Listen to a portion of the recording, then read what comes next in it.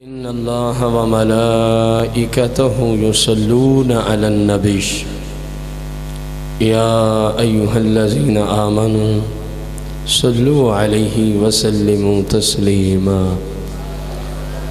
الصلاة والسلام عليك يا رسول الله، الصلاة والسلام عليك يا حبيب الله، الصلاة والسلام عليك يا شفيع المذنبين، الصلاة والسلام عليك يا رحمة للعالمين، الصلاة والسلام عليك يا سيدي يا جد الحسن والحسين. مولاي صل وسلم دائما أبدا على حبيبك خير الخلق كلهم. حمد و صلاۃ کے بعد اس وقت اسلام کو ہر طرف سے، ہر حیثیت سے اور ہر طرح کفار جو ہے وہ مختلف انداز سے اہل اسلام کی مقتدر ہستیاں، شعائر اسلام، ان کے خلاف پورے زور شور کے ساتھ پورا کفرستان اکٹھا ہو چکا ہے. اور بالخصوص حال ہی میں فرانس نے آقا کریم صلی اللہ علیہ وآلہ وسلم کی جو گستاخی کی، یہ کائنات کی سب سے بڑی دہشت گردی ہے. فرانس کے اس عمل و کردار سے پوری دنیا کے مسلمان پریشان ہوئے، ان کو تکلیف ہوئی، کیونکہ مسلمان ہر چیز برداشت کر سکتا ہے، ہر چیز برداشت کر سکتا ہے، لیکن مصطفیٰ کریم کی شان میں گستاخی و توہین کو کسی صورت بھی برداشت نہیں کرتا. اور یہ صرف ہمارا دعویٰ نہیں ہے کہ آج ہم یہ دعویٰ کر رہے ہوں، جتنے بھی اہل ایمان گزرے ہیں سب کا یہی عقیدہ تھا. مثال کے طور پر صحابہ کرام کی ایک پوری جماعت ہے،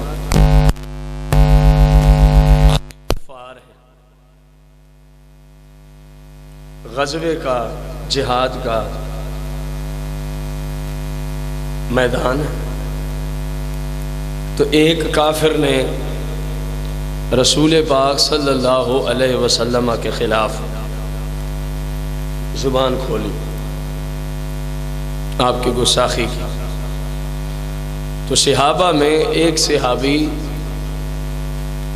جہاد کی صفوں کو چیرتے ہوئے اس کے سامنے پہنچا، اس کو کہا میرا یہ نام ہے، میرے باپ کا یہ نام ہے، اور میری ماں کا یہ نام ہے، تیرے جی میں جتنی الٹے الفاظ ہیں وہ مجھے کہہ لے، میرے باپ کو کہہ لے، میری ماں کو کہہ لے، لیکن میرے آقا کے بارے میں زبانہ زبان نہ کھولنا.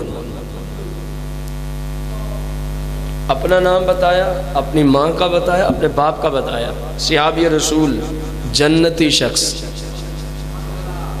کیونکہ ہر صحابی رسول جنتی ہے. اس شخص نے، کافر نے دوبارہ حضور علیہ السلام کے خلاف زبان کھولی.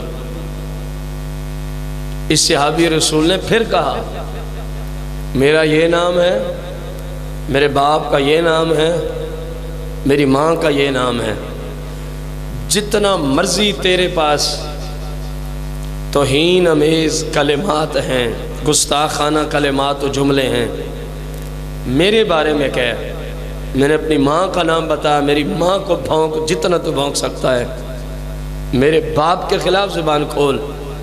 لیکن یاد رکھ ہم اپنے آقا و مولا کی شان میں کوئی بھی ایسا جملہ برداشت نہیں کر سکتے۔ اس نے تیسری بار بھی باوجود سمجھانے کے پھر اس نے اپنی زبان گندی کی، رسول اکرم صلی اللہ علیہ وسلم کے خلاف کلمات کہہ کر صحابی رسول نے فرمایا کہ اب جو موقع تھا ختم ہو گیا، میں نے تجھے اپنا نام دیا، اپنی ماں کا دیا، اپنے باپ کا دیا، جب تو نے ہمارے آقا مولا صلی اللہ علیہ وسلم کی شان میں گستاخی کی، تجھے میں نے کہا میرا یہ نام ہے، میرے باپ کا یہ نام ہے، میری ماں کا یہ نام ہے، تو جتنا مرضی گالیاں دے مجھے دے، میرے باپ کو دے، میری ماں کو دے، میں تجھے کچھ نہیں کہتا، لیکن خدا را میرے آقا مولا آقا علیہ السلام کی خلاف زبان نہ کھول۔ تو نے پہلے بھی نہ مانا، پھر بھی نہ مانا، تیسری بار بھی تجھے سمجھ نہ آئی، کہا اب میں تیری طرف آ رہا ہوں۔ تلوار ننگی کی اور اس گستاخ رسول کو کفار کے میدان میں سامنے کافر کھڑے ہیں، تلوار کا وار کر کے اس کو جہنم رسید کیا، اور ان کافروں کو بھی پیغام دیا، اور قیامت تک آنے والے ان جیسے موذیوں کو بھی پیغام دیا، اور امت مسلمہ کے ایمان کی طرح بھی نشاندہی کی، کہا اگر تمہیں حضور کی گستاخی پہ بھی غیرت نہیں آتی تو پھر ایمان کے علاج کی ضرورت ہے۔ اس شخص کو جہنم رسید کیا اور بتا دیا کہ مصطفیٰ کریم کے جو سچے امتی ہیں وہ حضور کی شان میں زبان کھولنے والوں کا علاج یوں کیا کرتے ہیں۔ سمجھ آئیے بات؟ اب صحابہ سے زیادہ تو کوئی امن کا درس نہیں سمجھتا۔ کوئی ہے مارکیٹ میں بندہ جو صحابہ سے زیادہ امن اور سکون اور سلامتی اور انسانی حقوق کو سمجھتا ہو تو لے آئیے۔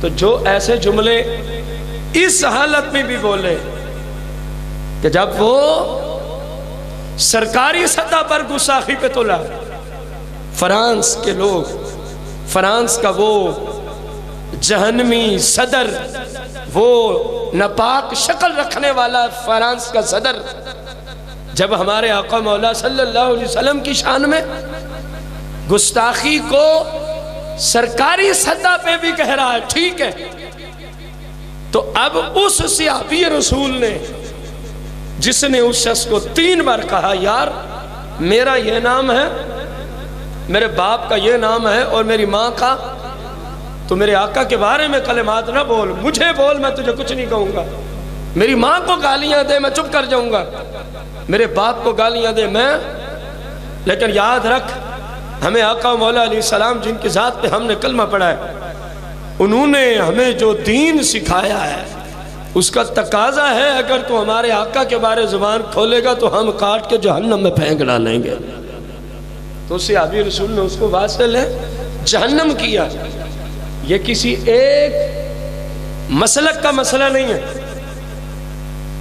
کہ یہ جی فلاں مسلک والے جانے ان کا کام جانے، جس نے بھی حضور علیہ السلام کی ذات پہ کلمہ پڑھا ہے اس مسلمان سے رسول پاک کی ناموس کا قرآن اور حدیث تقاضا کرتے ہیں کہ تیری جان چلی جائے تو چلی جائے، مصطفیٰ کی ناموس پہ کوئی سودا نہیں ہو سکتا۔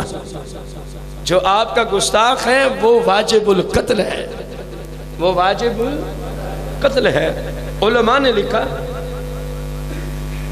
جس نے گستاخی کی خواہ وہ مسلمان ہو خواہ وہ یا وہ کافر ہو، جملے غور سے سنیں، خواہ وہ مسلمان ہو یا وہ کافر ہو، شرط یہ ہے کہ اس نے گستاخی کی ہو، اس نے گستاخی کی ہو، تو فرمایا وہ واجب القتل ہے، وہ واجب مجھے نہیں سمجھ آئی، بعض لوگوں کو اپنے آپ کو دیندار، عالم، مفتی، پتہ نہیں کیا کچھ کہتے کہلواتے ان کی داڑیاں، سر کے بال اور پورے جسم کے بال سفید ہو گئے، ان کے بچے ہم سے عمر میں بڑے ہو گئے، لیکن اس باندر کو سمجھ نہیں آئی جو سٹیج پہ بیٹھ کے کفار کی ہاں میں ہاں ملا رہا ہے اور کہہ رہا ہے کیونکہ فرانس کی کنٹری، ان کا ملک کیونکہ کافروں کا ملک ہے، اگر وہ چاہیں تو گستاخی کریں، میں اسے ایگری ہوں، لعنت ہے تیری پوری زندگی پر، مصطفیٰ کی گستاخی پہ تو ایگری ہے؟ تجھ سے کفار نے شاید اسلام کو اتنا بڑا نقصان نہیں دیا جتنا تیرے اس ایک جملے نے اسلام و اہل اسلام کو نقصان پہنچایا ہے. کیونکہ کافروں کو تو ہر مسلمان اپنا کیا سمجھتا ہے؟ دشمن سمجھتا ہے، اور تو اپنے آپ کو پتہ نہیں کیا کیا القابات دلواتا ہے اپنے مریدوں سے، اپنے شاگردوں سے، اپنی تحریک سے. اور پھر تیرے کلمات یہ ہیں کہ کافر تھے، اگر گستاخی کیا تو کیا ہو گیا؟ دے اس صحابی رسول کو جواب جو غزوہ کے میدان میں کھڑا ہے، جہاد کی غرض سے کھڑا ہے، ابھی جہاد شروع نہیں ہوا، ادھر صحابہ ادھر کفار، اور کافروں میں ایک بندے نے رسول پاک کی شان میں گستاخی کی، کہا جہاد کا معاملہ بعد میں پہلے میں اسے نمٹ لوں.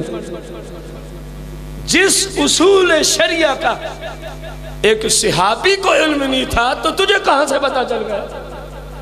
انہوں نے تو نہیں کہا کہ کافر ہے چلو کر رہا ہے گستاخی تو خیر، انہوں نے تو اپنے آپ کو پیش کیا، اپنی ماں کو پیش کیا، اپنے باپ کو پیش کیا. یار ان کو گالیاں دیں، ہمارے آقا مولا کے خلاف زبان نہ کھولنا، ورنہ پھر ہم ہر چیز پہ اتفاق کر سکتے ہیں، لیکن ناموس رسالت پہ کوئی اتفاق نہیں ہے.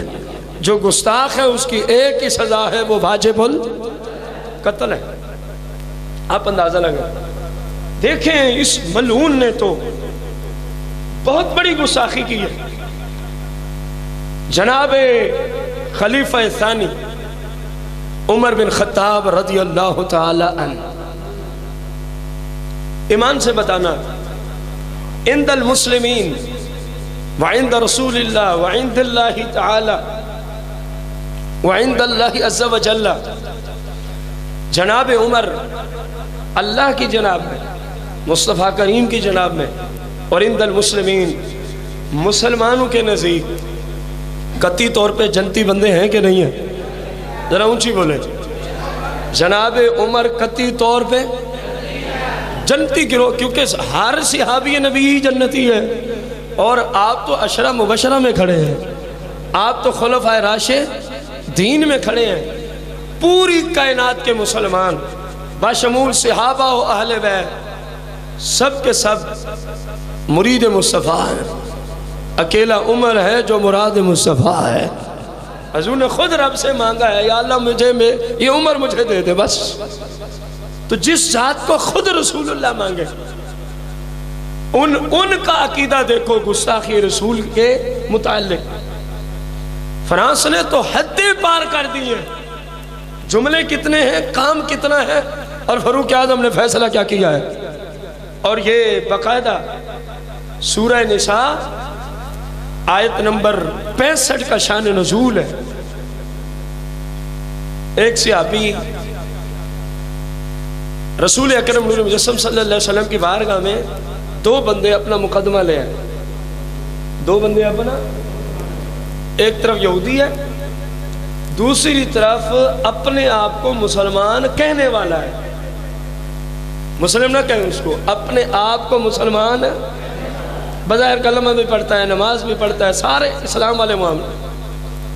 میرے آقا علیہ السلام کی عدالت مبارک وہ تھی، کبھی کسی کا لحاظ نہیں ہوتا تھا، جس طرف انصاف جاتا اسی طرف فیصلہ چلا جاتا. آپ نے دونوں کی بات سنی تو جو بظاہر کلمہ گو تھا وہ نہ حق پہ تھا اور یہودی حق پہ تھا. میرے آقا نے فیصلہ یہودی کے حق میں دے دیا.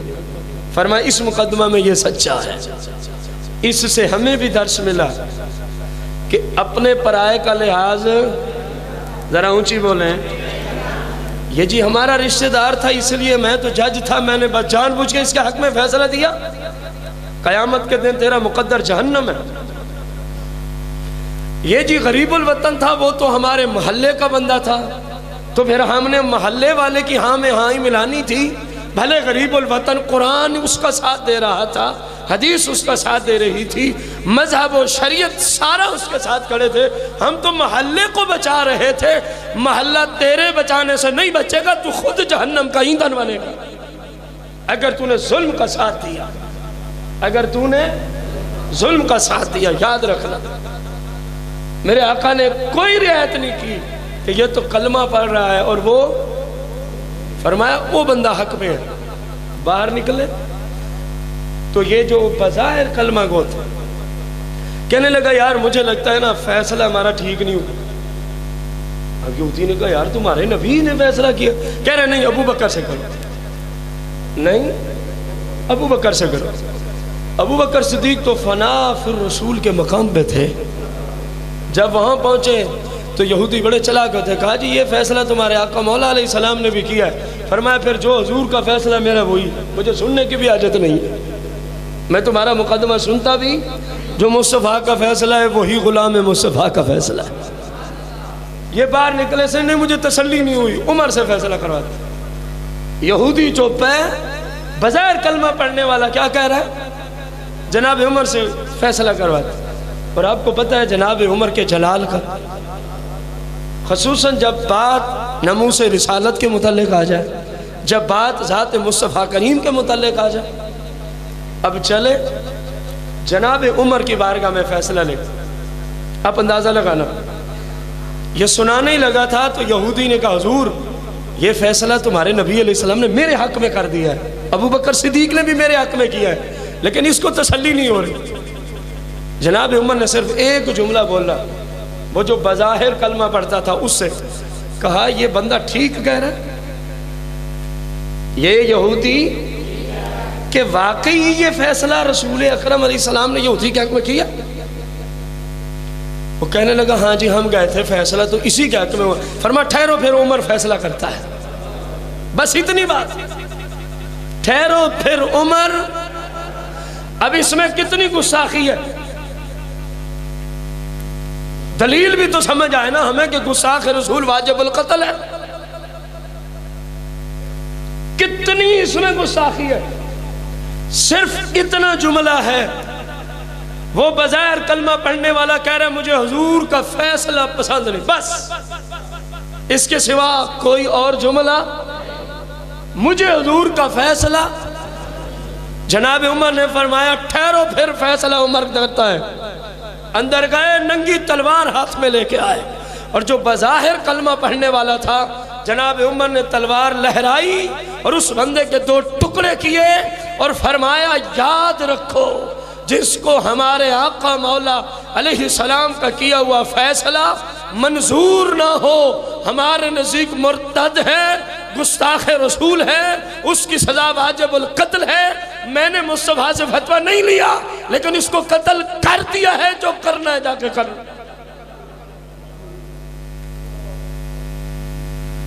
اتنی بات پر کسی آقا معافی نہیں دیتے۔ آج ہمیں درس دیا جاتا ہے جی امن امن امن، کون سا امن رہ گیا ہے؟ پوری کائنات جن کے پاؤں کے تلووں کے صدقے سے چل رہی ہے، جب ان کی ناموس پہ حملے ہو رہے ہیں ابھی امن کی باتیں، امن رہ کہاں گیا؟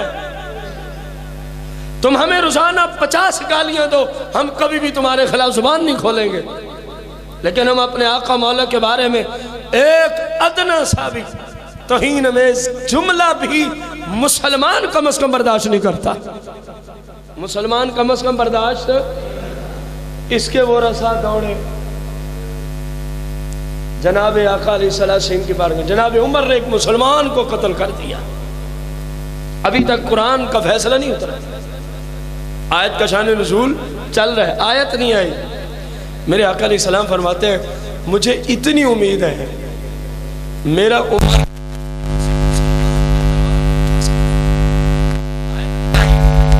جب مقدمہ لے کے پہنچے فرمایا مجھے اپنے عمر پہ اتنی، اور یار ہر استاد کو شاگرد پہ کچھ نہ کچھ بھروسہ تو ہوتا ہی ہے نا۔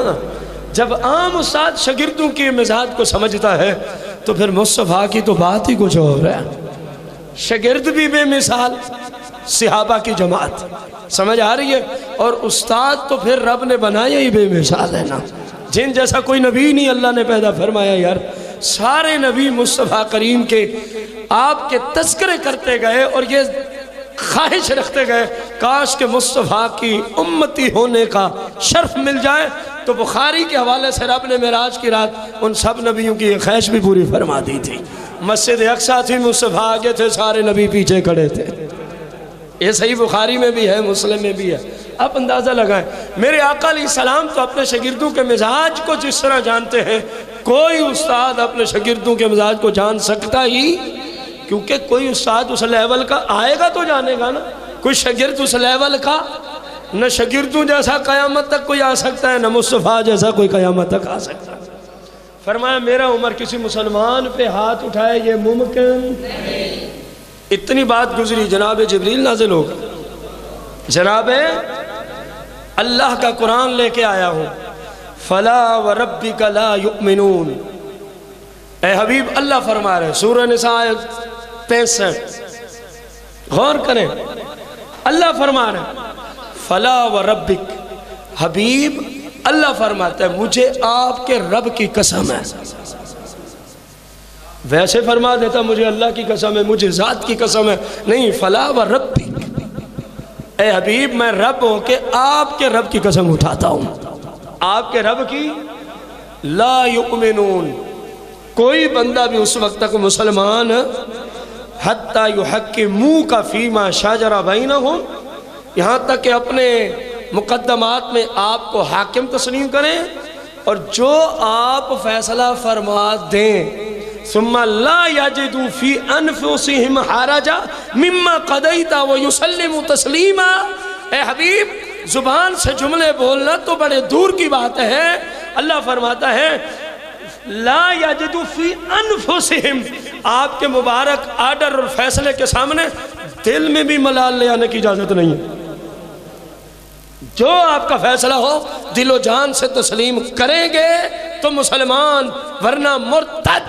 اے حبیب تیرے عمر نے ٹھیک ہی کیا ہے، بندے نے آپ کا حکم نہ مانا، مرتد ٹھہرا، اور گستاخ رسول کی سزا کیا تھی؟ سر تن سے جدا، کیا تھی؟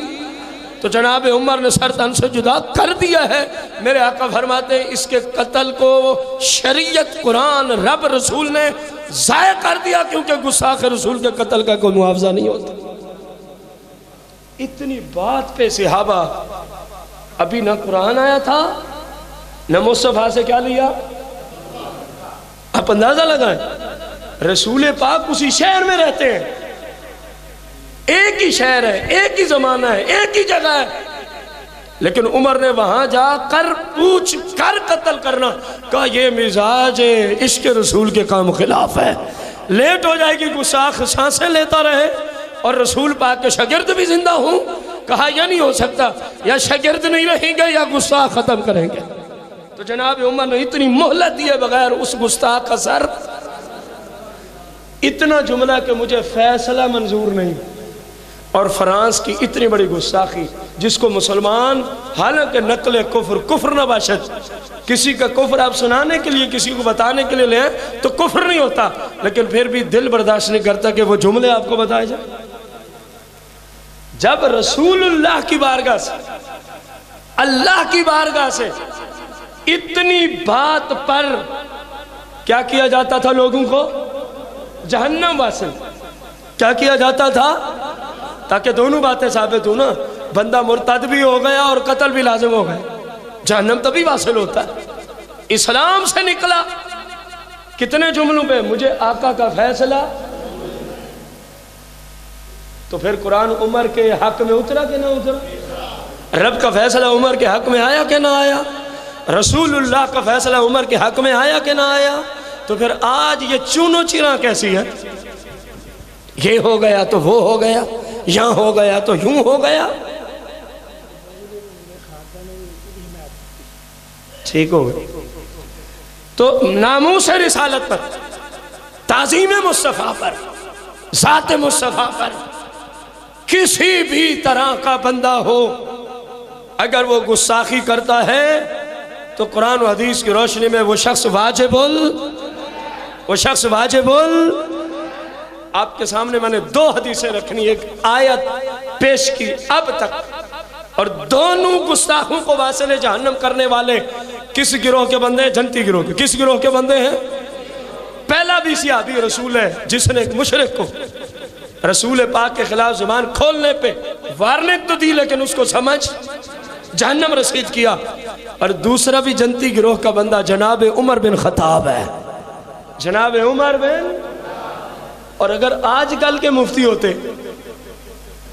جو اب اس ملعون فرانس کے صدر کی ہاں میں ہاں ملا بیٹھے، کتنے مسلمان ایسے ہیں، اگر آج کے مفتی ہوتے اس وقت جو اس لیول کے مفتی ہیں، یعنی ریال کے مفتی، ڈالرز اور پاؤنڈز کے مفتی، آج کل کے ایسے لوگ ہوتے، آج کل کے ایسے شیخن فی الاسلام ہوتے، اگر تو پتہ نہیں عمر پہ کتنا بڑا فتویٰ لگ چکا ہوتا کہ اس نے کہا تو اتنا ہی تھا نا، مجھے حضور کا فیصلہ، آپ نے بندے کو جہنم رسید کر دیا۔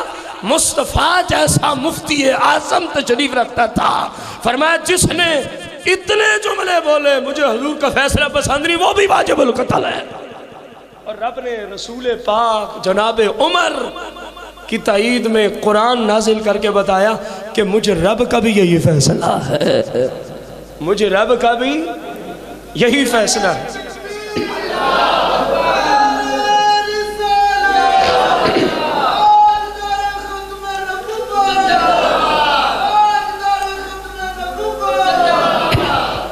ذرا غور کریں، کعب بن اشرف کون ہے؟ یہودی ہے۔ کعب بن اشرف کون ہے؟ شیخ فی الاسلام صاحب کعب بن اشرف یہودی ہے۔ کون ہے؟ کون ہے؟ اور مدینہ کے یہودیوں سے سرکار کا معاہدہ بھی ہو چکا ہے۔ جب کسی کافر سے اسلامی ریاست میں معاہدہ ہو جائے تو اس کو ذمی کافر کہا جاتا ہے، اور ذمی کافر کے سیم وہی حقوق ہوتے ہیں جو ایک مسلم کے اسلامی ریاست میں حقوق ہوتے ہیں۔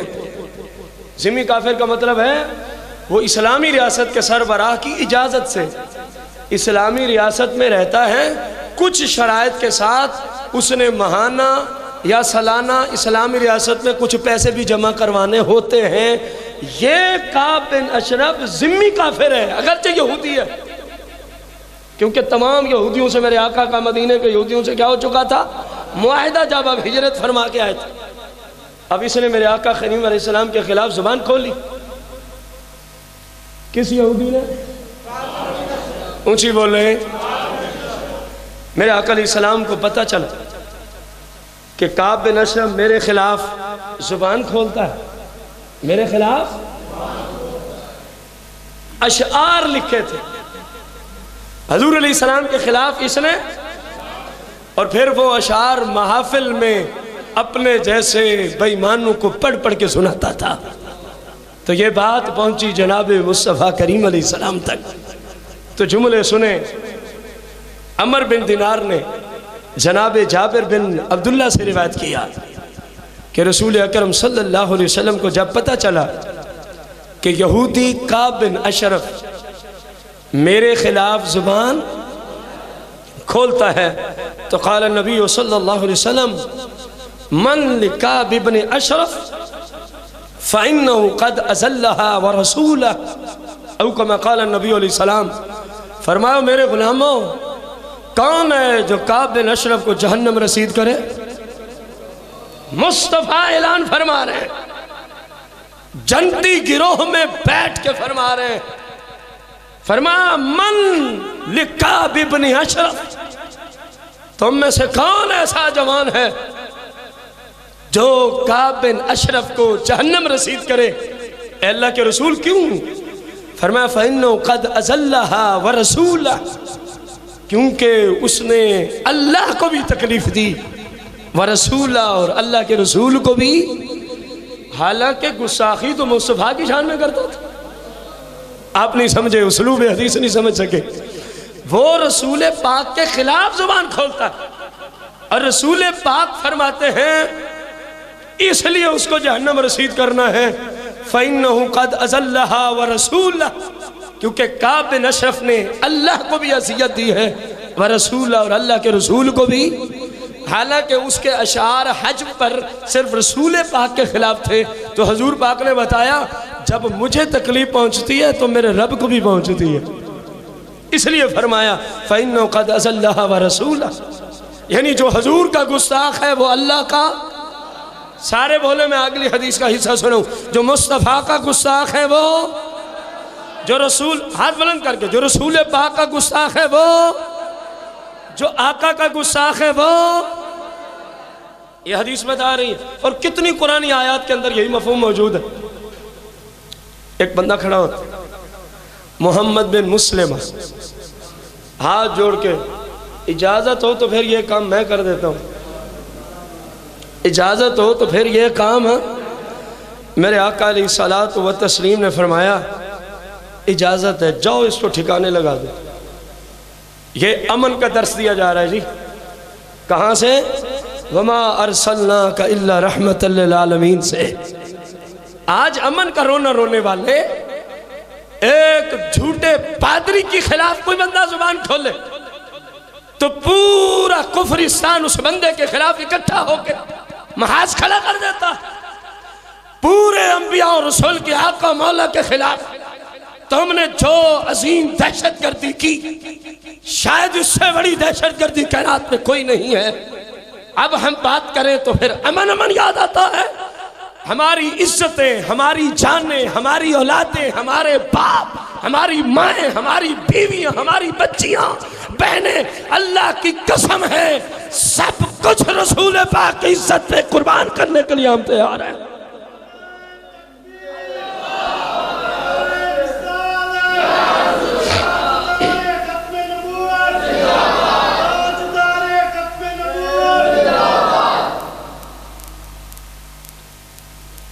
میرے آقا نے فرمایا جاؤ، میرے آقا نے فرمایا گیا۔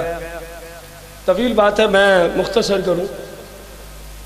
کعب بن اشرف کے پاس پہنچا، کعب بن اشرف کے پاس پہنچا، کچھ باتیں ایسی کی تاکہ اس کو پتہ چلے یہ اپنا بندہ ہے، کچھ باتیں ایسی کی تو اس نے کہا تم اس سے بھی زیادہ ذلیل ہو مستقبل میں اسلام کی وجہ سے۔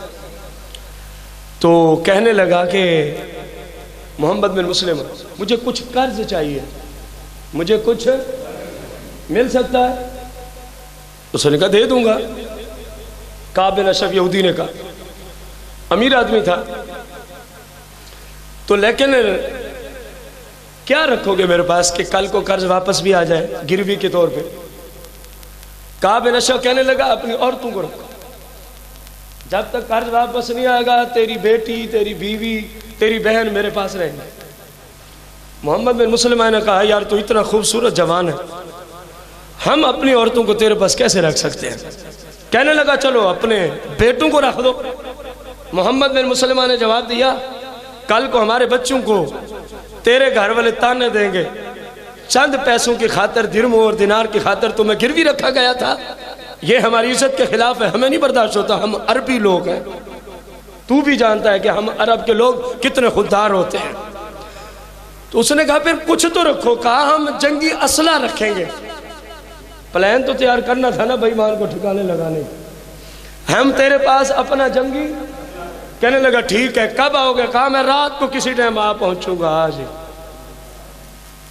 گئے، دو بندے اور صحابہ ساتھ لیے، ان کو بتایا میں اس طرح بات کر رہا ہوں، اب جنگی اسلحہ ساتھ لے جانے میں کوئی پریشانی نہیں ہے، کیونکہ اس کو کہہ کے جو آئے رکھنا یہی ہے، ورنہ اسے بھائی ایمان نے قلعے سے نہیں اترنا، بہت بڑے مضبوط قلعے میں رہتا تھا۔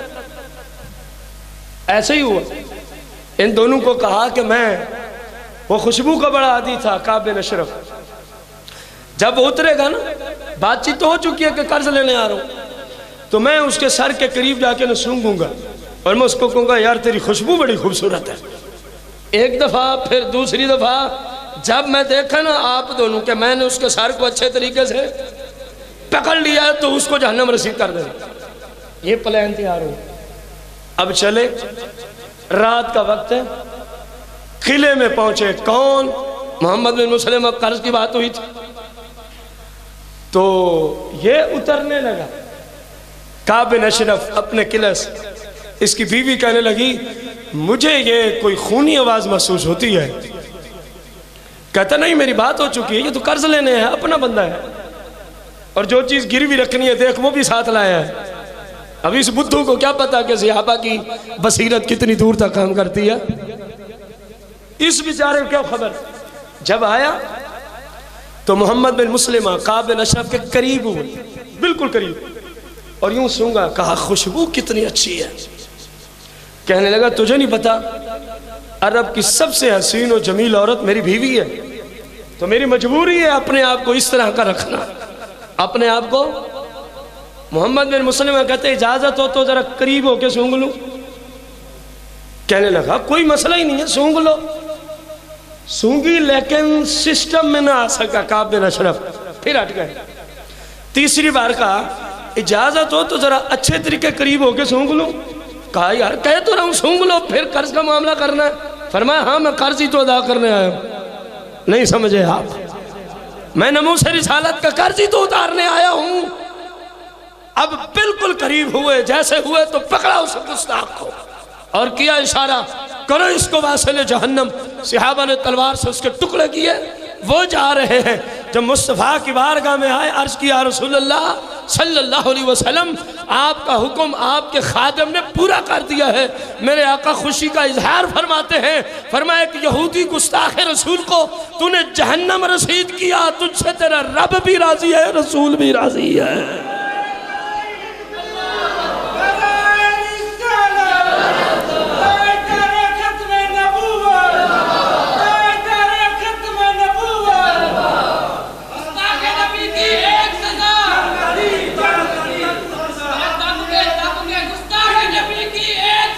سر تن سے جدا، سر تن سے جدا، ہاتھ اٹھا کے، ہاتھ اٹھا کے، سر تن سے جدا، سر تن سے جدا، سر تن سے جدا، سر تن سے جدا۔ بتائیے تین باتیں آپ کو ذکر کی آج کے خطبہ میں، تینوں صحابہ نے قتل کیے، گستاخ کے نہیں کیے؟ اونچی بولے۔ اور مصطفیٰ کی معیت میں ہوئے کہ نہ ہوئے؟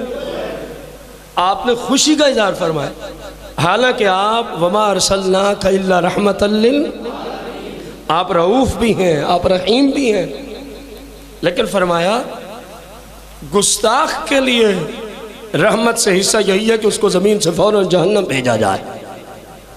گستاخ کے لیے یہاں زندہ رہنے کی اجازت نہیں ہے۔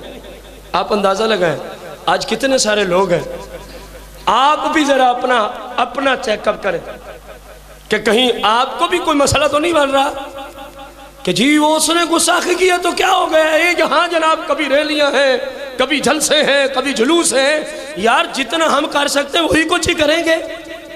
وہ بیان ہمارے سامنے ہو، اللہ کی قسم ہے ایک سیکنڈ سے پہلے ہم فرانس کے صدر کو جہنم رسید کر دیں گے، لیکن یہ ہمارے بس سے باہر ہے۔ جتنا اپنے بس میں ہے وہ رسول پاک کی عزت کے لیے کرنا ہمارے اوپر لازم ہے کہ نہیں ہے؟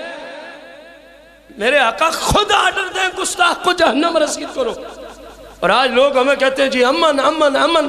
اللہ کی قسم ہے حضور کی عزت کے بعد امن رہتا ہی نہیں، سارا امن حضور کے نالین شریفین کے قدموں کے نیچے ہے۔ اگر آپ کی عزت محفوظ ہے تو پھر امن ہے، اگر نہیں تو پھر امن پورے عالم اسلام کے، پورے جتنے بھی وزرائے اعظم ہیں پورے عالم اسلام کے، 57 ملک ہیں، پتہ نہیں 56 ہیں کتنے ہیں، 57 اسلامک ممالک کے وزرائے اعظم پر اس وقت فرض ہے یا تو عالمی عدالت سے رجوع کریں اور اس فرانس کے بدبخت اور ملعون صدر کی پھانسی کا تقاضا کریں، اور اگر یہ نہیں ہو سکتا کیونکہ وہ بھی تو کافروں کے تسلط میں ہے عالمی عدالت، اگر یہ نہیں ہو سکتا تو سارے کے سارے ایک پینل پہ اکٹھے ہوں اور فرانس کے خلاف، اور جس خواہ وہ اپنے آپ کو مسلمان کہتا ہے یا کافر، جس نے اس کی ہاں میں گستاخی کے اعتبار سے ہاں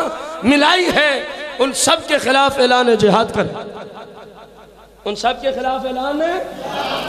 یہ شریعت کا تقاضا ہے۔ امت مسلمہ کے جتنے بھی وزرائے اعظم ہیں، یاد رکھو قیامت کے دن تم پھنس جاؤ گے اگر آج تم نے ناموس رسالت پہ کوئی کام نہ کیا۔ یہ ساری کائنات کے عرب کے سوا عرب مسلمان، اے وزرائے اعظم، تمہیں قیامت تک لوگ یاد بھی رکھیں گے، یہ سارے تمہارے ساتھ کھڑے ہیں۔ صرف تم ایک پینل پہ جمع ہو جاؤ اور اعلان کرو، جو ہمارے آقا مولا کے شان کے خلاف کلمات گستاخانہ بولے گا یا کوئی خاکوں کا ایسا ویسا مسئلہ کرے گا تو اسلامی سارے ممالک اس کے خلاف کیا کرتے ہیں؟ ذرا آپ بھی ہاں میں ہاں کیا کرتے ہیں؟ اعلان جہاد۔ کیا کرتے ہیں؟ اعلان کیا کرتے ہیں؟ اور حکومت وقت کو اس چیز پہ بھی سوچنا ہوگا، اگر فرانس کے سفیر ابھی تک ملک پاکستان میں ہیں، ان کا سفارت خانہ اگر ابھی تک بند نہیں ہوا تو پاکستان کی حکومت پہ لازم ہے ناموس رسالت کی خاطر، یہ کوئی سیاست کا مسئلہ نہیں، یہ کسی پارٹی کا مسئلہ نہیں، یہ پورے جہاں کے مسلمانوں کے ایمان کا مسئلہ ہے۔ پورے جہاں میں جتنے بھی اسلامی ملکوں میں فرانس کے سفارت خانے ہیں، ان سب بدماشوں کو ان کے ملعون ملک میں لوٹایا جائے اور ان کے سفارت خانوں کو ہمیشہ کے لیے بند کیا جائے جب تک ان کے صدر کو پھانسی نہیں دی جاتی۔